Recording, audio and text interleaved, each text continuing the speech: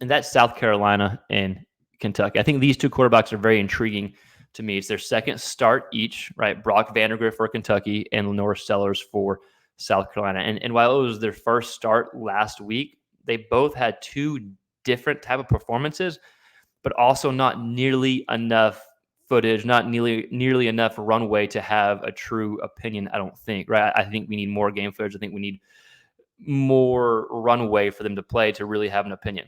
But still, we got one game to go off of, so that's what we will go off of. So let's talk about Lenor Sellers first, the South Carolina quarterback. My big theme, my big question is, will he perform better than he did against ODU? Now that his feet are wet, now that he's seen live bullets for a consistent full game, will he perform better against Kentucky than he did against ODU, right? Like, where does he need to improve the most? Well, pretty much everywhere as it relates to the passing game.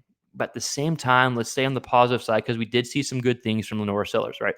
We saw his athletic ability, truly one of the best athletes on the field, and we did see his strong arm. If you're a South Carolina fan, you'll remember, but I think it was first or second quarter, he threw a deep ball that ended up being dropped, and it would have got called back regardless because of a flag, but you saw his arm, right? So I want to spread the field. Even if you don't hit early, at least take a shot or two so Kentucky's defense has that in the back of their mind. So against ODU, he was 10-23 for 86 yards, 2 tutties, 0 interceptions, which I think is positive. Excuse me, positive. I can't talk. He didn't turn the ball over, at least throwing any picks. He had 68 yards on the ground and a touchdown on the ground, right? So how does he improve? How do you, if you're South Carolina, how do you get him comfortable? You got to find some plays that he's comfortable with. And we're not the coaching staff. We're not there in practice. We don't know. But if I had to guess, man, let's just get the ball out quickly. But it's got to be more than screens, in my opinion. I think Kentucky is going to be expecting that. You have to find some type of comfortable throw. So if I'm a good athlete, what's comfortable? What's probably getting outside the pocket. It's probably having the option to throw or run, right? Again, could be wrong. We're not in practice. But if I'm the coaching staff, if I'm just some random YouTuber talking about him, which I am, that's what my thoughts go to, right? But regardless what it is, get him comfortable. Find plays that he's comfortable with. Find ways that you can have success throwing the ball, throwing some intermediate type throws. Last week, or against ODU, he only had only had 3 completions beyond 9 yards.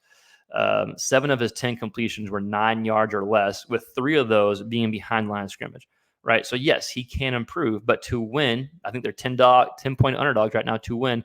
Lenor Sellers is going to have to improve in the passing game, have more of a threat. Doesn't have to be deep balls. Now, I'd like to see some deep balls thrown to spread the field, but get comfortable, find some comfortable plays, and hit those short to more intermediate type throws to really threaten the defense, right? And Kentucky's defense, they put up, they gave up 0 points to Southern Miss last week. They only played 3 quarters, I think, because weather made them call the game.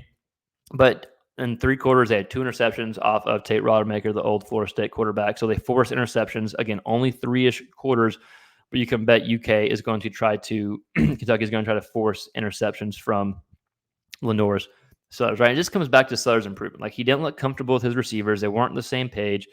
But at the same time, it was week 1. So I think you have to have some grace and allow for some development to happen, right? So that's the biggest theme I want to see from Sellers is development. Let's just see development in week 2. If you see some development, you should be in the game when the fourth quarter comes along, right? Development, taking care of the football. All right, Brock Vandagriff.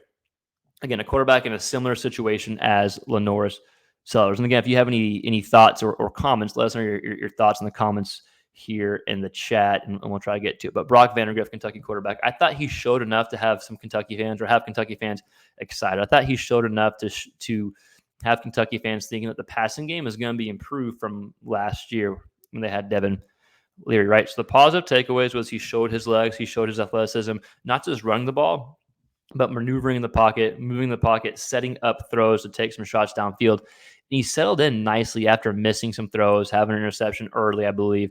He settled in nicely and showed some good things, right? So even with that said, and then they played Southern Miss, who's a better ball club.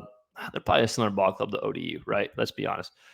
But still, he had success. But now it's your first full game against the SEC defense, right? I think for Kentucky to have that continued success, you need him to be comfortable and almost be in quote-unquote mid-season form for South Carolina coming in. Because even though Kentucky is a 10-point favorite right now, it's just so early in the season still, right? But I think for Kentucky to have the handle, to have the advantage, you want to see Brock in midseason form per se. So let's talk about what we want to see him do, right? Because he was 12 of 18 for $169, 3 tutties, and 1 interception. Again, the game was called short, but something he did well on was pushing the ball downfield off play action. He was much more comfortable off play action, which is common for a quarterback, especially breaking him in, trying to get him to feel comfortable.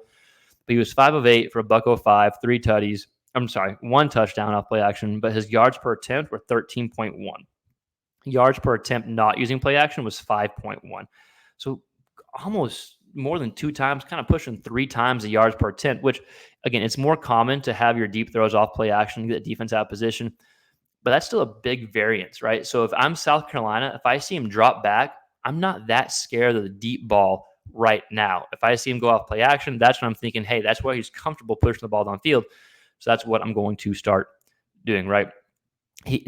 Brock still had 5 passes behind the line of scrimmage that were completed. So 5 of his 12 completions were behind the line of scrimmage, right? So I'm not saying if it's bad to have those short completions. I think it's good. I think to get settled in, I would still encourage Brock, if I'm the OC for Kentucky, still encourage those type of plays, right? Get screens to get comfortable. I would use screens and use his legs to slow down the potential pass rush, which South Carolina's defense did show against ODU, and we'll get to that in a second.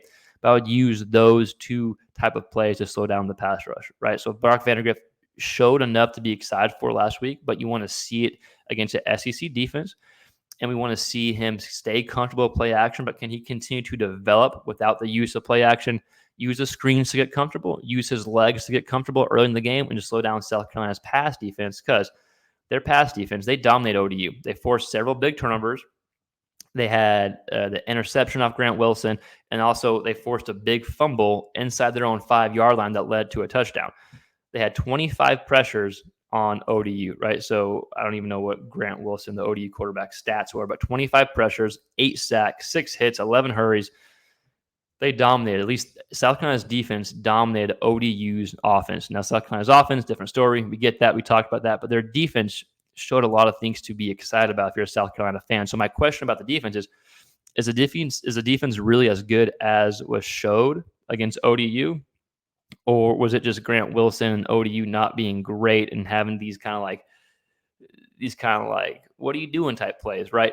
Probably a little bit of both. But still, if you're South Carolina, you hang your hat on the defense, at least coming into this game, right? So Brock Vandagriff, LaNorris Sellers, while they had different games in week 1, I still think both of them are in the same boat as far as development. Let's continue to develop. Even though Sellers did not have a great start by any means, if he develops in week 2, that could really help them, not just in week 2, but the whole season. And if you're a Kentucky fan, Brock Vandagriff, you still want to see development, right? Especially going up against a defense like South Carolina showed in week 1.